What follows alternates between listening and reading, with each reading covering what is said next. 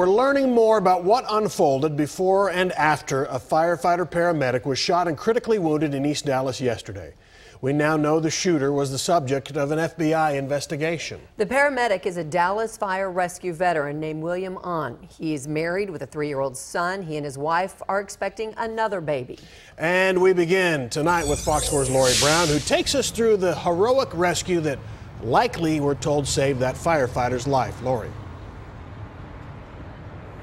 Steve, as one detective with the Dallas Police Department put it, the police officer stared death in the face and went beyond the call of duty, rescuing the paramedic and a civilian while they were still in the line of gunfire.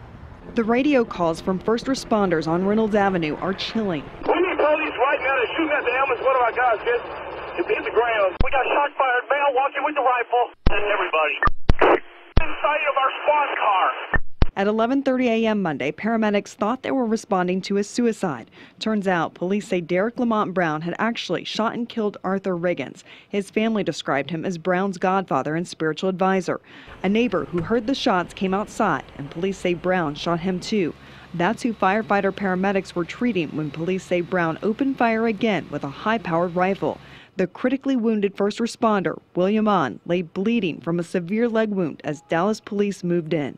Each of these events took place while the officers were still exposed to potential gunfire from the suspect. A total of 9 officers were involved in the confrontation and rescue. One of them was hit in the leg by bullet fragments.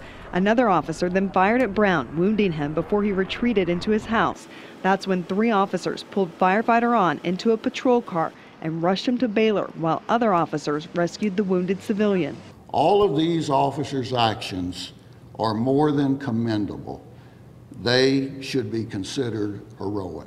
Firefighter Ahn, a 10-year veteran of DFR, went through multiple surgeries but is now stable. He has been in and out of sleep and able to verbalize things to the medics. Last night I received word that he complained of having a lot of pain, which is completely understandable.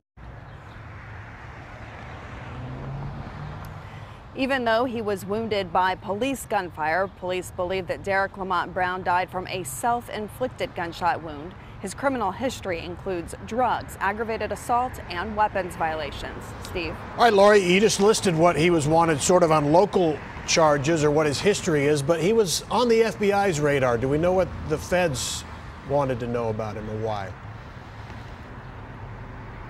Well, the FBI special agent in charge was at the news conference today. He said that they had been actively investigating Brown, but they wouldn't reveal the details of that investigation because it is still active. Brown may have attracted federal attention as head of the new Black Panther Party in Dallas in the early 2000s. The FBI did say they were in communication with DPD as soon as they knew who was involved in this incident, but the special agent in charge also pointed out that Brown was not on any FBI watch list. Steve. Okay, Lori Brown, thanks.